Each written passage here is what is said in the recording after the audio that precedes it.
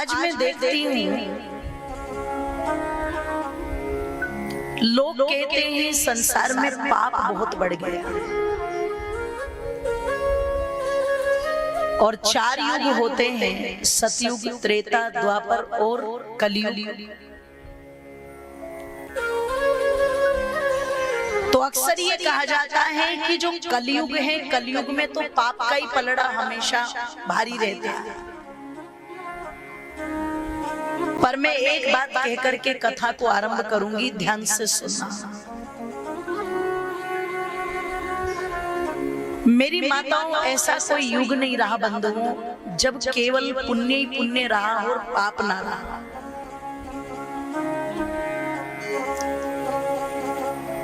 यदि कलयुग में केवल पाप ही पाप का बोलबाला होगा तो रावण जैसा आता था ही तो त्रेता युग में हुआ और उनकी कोई संख्या कम तो थी नहीं। अपने यज्ञ की रक्षा के लिए मुनि विश्वामित्र जी लेकर के गए हैं श्री रामचंद्र जी को। क्यों? क्योंकि राक्षसों ने इतना परेशान कर दिया, इतना दुखी कर दिया कि एक सन्यासी को भी अपना यज्ञ आधे में छोड़ करके राम जी को लेने आना पड़ा। इसका मतलब पापियों की उस समय भी कोई कमी, जोर से बोलो, नहीं थी। पापी उस समय भी थे, अधर्म उस समय भी था, अन्याय उस समय भी था।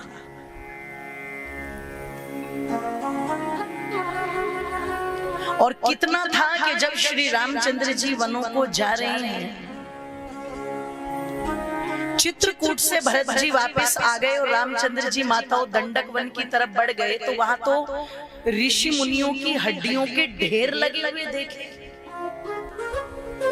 इस समय हम पहाड़ी पर बैठे हैं, मुझे भी चारों तरफ ऐसा ही वातावरण नजर आ रहा है।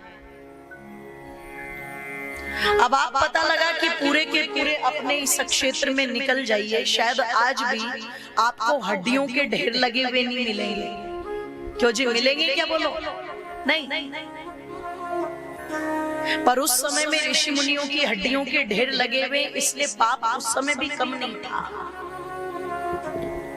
और कोई कहे कि कलयुग में केवल पाप ही पाप बढ़ता है, पुण्य नहीं होता, तो मेरी माताओं अगर पुण्य ना होता तो बताओ क्या ये इतना बड़ा यज्ञ का आयोजन और ये कथा यहाँ पर प्रतिवर्ष होती ना होती? आज भी पुण्य करने वालों की, धर्म करने वालों की कोई कमी नहीं है। आज भी पापियों की अपेक्षा धार्मिक जन ज्यादा है। तो ये जो पाप, पुण्य, धर्म, अधर्म, न्याय, अन्याय, सत्य, असत्य, ये तो हमेशा रहते हैं। कभी किसी का पलड़ा ऊपर हो जाता है तो कभी किसी का पलड़ा नीचे हो जाता है, बस इतना ही अंतर है, इससे ज्यादा है। लेकिन मनुष्य को धार्मिक होना चाहिए, मनुष्य को सदाचारी होना चाहिए, मनुष्य को ईश्वर भक्त होना चाहिए। क्यों? चाहे धर्म हो, चाहे ईश्वर की भक्ति हो और चाहे सदाचार हो, ये कारण मानव को सुखी बनाने वाले कारण हैं। और इसके अतिरिक्त मनुष्य सोचे कि मुझे धर्म का क्या करना, मुझे ईश्वर भक्ति का क्या करना, मुझे सदाचार का क्या करना, मैं तो बस बहुत सा धन कमा लूं और सुखी हो जाऊंगा। तो जरा ध्यान से सुनना। पिछले दिनों भारत के एक बहुत बड़े अरब खरबपति सहारा श्री, उनकी मृत्यु हुई। धन की कोई कमी नहीं थी, वैभव की कोई कमी नहीं थी। मेरी माताओं, जिसके पास में अरबों खरबों की दौलत हो, देश में क्या विदेश में क्या,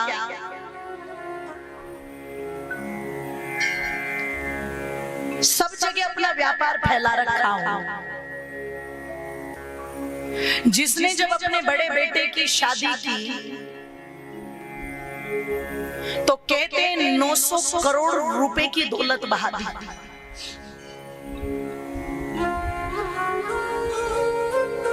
पता लगा 80-80, 85-85 करोड़ तो 2 घंटे के लिए विदेश से कोई नाचने वालों को बुलवा देते, उनको दे देते, जैसे अंबानी ने दे दिए। अब आप चिंतन करना, विचार करना, इतना बड़ा व्यक्ति जिसे यही नहीं पता कि मेरे पास कितनी संपत्ति है। अभी मृत्यु हुई माताओं 4-5 महीने पहले, और उसकी चिता को अग्नि देने के लिए उसके 2 बेटे, दोनों में से एक नहीं आया, उसकी पत्नी तक नहीं आ सकी, सब विदेश में। अब आप जरा सोचो कि व्यक्ति मर रहा है और मरते समय उसका बेटा भी अगर उसकी चिता की वो अग्नि ना दे सके तो ऐसी धन, ऐसी दौलत किस काम की? सोचो। अच्छा, मैं शुरू में ही बता दूं, जब तालियां बजाना तो एक साथ बजाना। बोलिए सत्य सनातन वैदिक धर्म की जय। ओ मेरी माताओं, जरा विचार करना, चिंतन करना, आखिरी समय में पत्नी भी जिसके पास ना हो और वो व्यक्ति मर जाए, चला जाए, कोई और ही फूंके उसको, तो जरा विचार करो ऐसी धन दौलत किस काम की?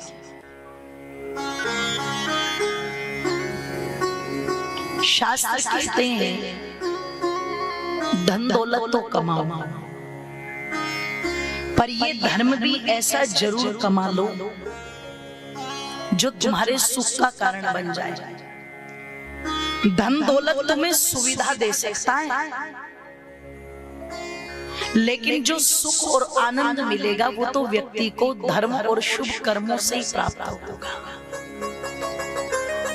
इसलिए महात्मा भर्तृहरि ने कहा था कि धनानि भूमो पशवैश्च गोष्ठे नारी गृहे मित्र शमशान।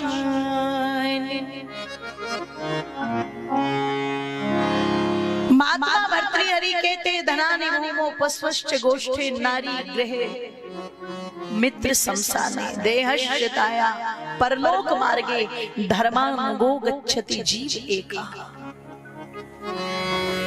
ऐ संसार के मनुष्यों, ये जो धर्म है, धन है, ये यही धरा रह जाएगा। ये जो तुम्हारे पशु हैं, कई बार माताओं को कह दो ना चलो सत्संग में, अरे बोले इतना काम है।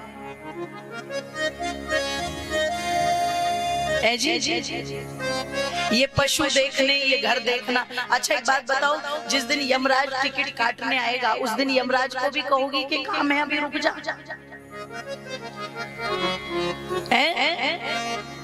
थोड़ी देर बैठ के सुस्ता ले, आराम कर ले, चाय पी ले, पहले मैं काम निपटा लूं फिर चलूंगी तेरे साथ, बोलोगी कि यमराज को?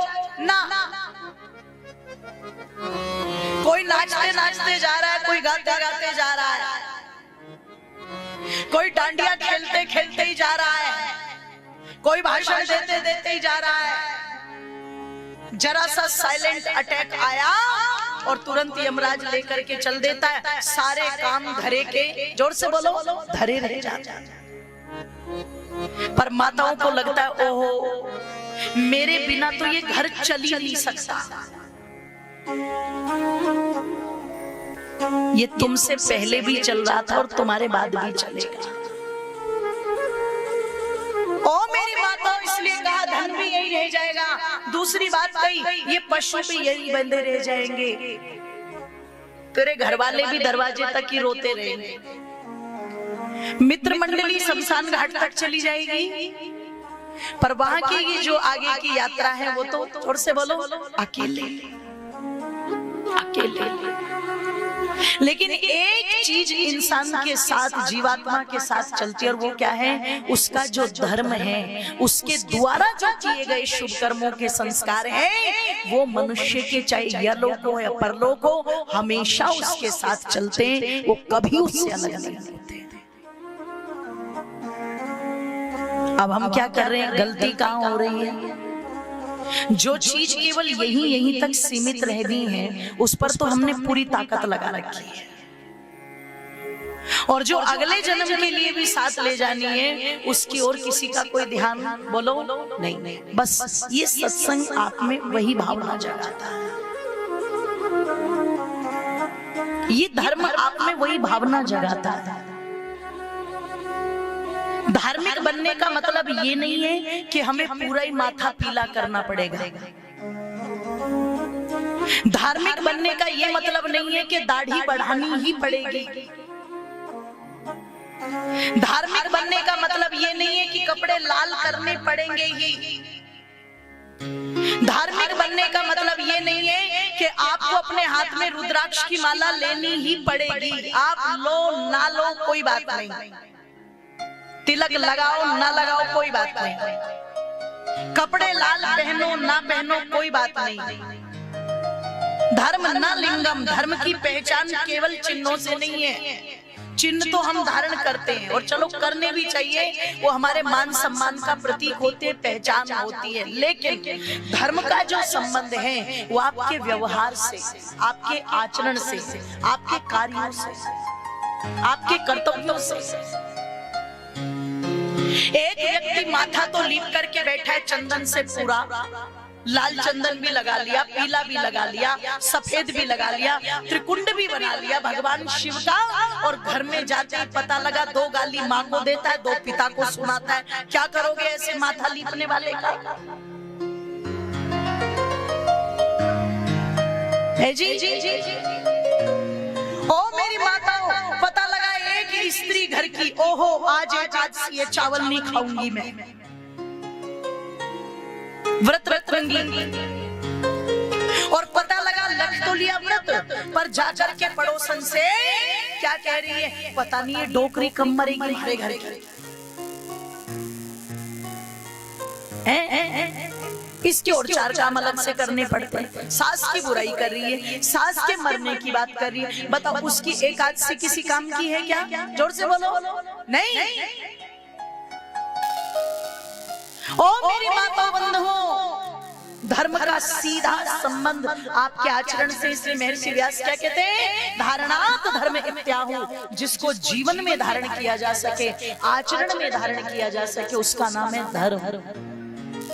श्री रामचंद्र जी की पूजा क्यों है? क्योंकि धर्म उनके आचरण में है, उनके व्यवहार में। श्री कृष्ण की पूजा क्यों है माताओं? क्योंकि धर्म उनके आचरण में है, उनके व्यवहार में है। और जब धर्म आपके आचरण में आ जाए, आपके व्यवहार में आ जाए, आपके विचार में आ जाए, तो आपका बोलने का तरीका बदल जाता है। फिर आपका भाव क्या बनता है, मुझ में ओम, तुझ में ओम, सब में ओम समाया है, और सबसे कर लो प्यार, जगत में कोई नहीं पराया। तुझ में भी भगवान है, मुझ में भी भगवान है, तो मैं तुझसे द्वेष क्यों करूं? तू मुझसे द्वेष क्यों करे? संध्या करते समय मंत्र पढ़ा जाता है, वो जंभे दद्महा, हे प्रभु मैं किसी से द्वेष न करूं और कोई मुझसे भी द्वेष, जोर से बोलो, न करे। मैं भी धर्म का आचरण करूं, दूसरा भी धर्म का आचरण करे। सर्वे भवन्तु सुखिनः, सर्वे सन्तु निरामया।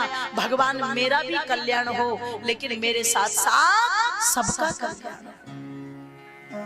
प्रत्येक को, ऋषिदानंद कहते हैं, प्रत्येक को अपनी ही उन्नति में संतुष्ट न रहना चाहिए, अपितु सबकी उन्नति में अपनी उन्नति समझनी चाहिए। वही है सच्चा इंसान, वही है भगवान का प्यारा। और यदि हमारे अंदर ये दुर्गुण भरे पड़े, ये बुराइयां भरी पड़ी हैं, और ऊपर से हम लगे हुए अपने आप को धार्मिक दिखाने को, तो ऐसे दिखावट का कोई फायदा नहीं है। जब तक अंदर की सफाई नहीं होगी, जब तक अंतःकरण में धर्म नहीं उतरेगा, तब तक बात बनने वाली नहीं है। इसलिए जैसे बाहर मंदिर में प्रतिदिन झाड़ू लगाना जरूरी, घर में प्रतिदिन झाड़ू लगाना जरूरी, साफ सफाई करना जरूरी। ऐसे ही इस अंतःकरण को भी प्रतिदिन झाड़ू लगानी, जोर से बोलो। और अंदर कौन से वाली झाड़ू चलेगी? क्यों माता? वो केजरीवाल वाली झाड़ू नहीं चलेगी अंदर, ना फूल झाड़ू चलेगी, ना बांस की झाड़ू चलेगी। कौन सी झाड़ू चलेगी अंदर? ओ मेरी माता बंधुओं, अंदर जो झाड़ू चलेगी वो भगवान की भक्ति की झाड़ू चलेगी, वो सत्संग की झाड़ू चलेगी, वो अच्छे विचारों की झाड़ू चलेगी। बोलिए सच्चिदानंद भगवान की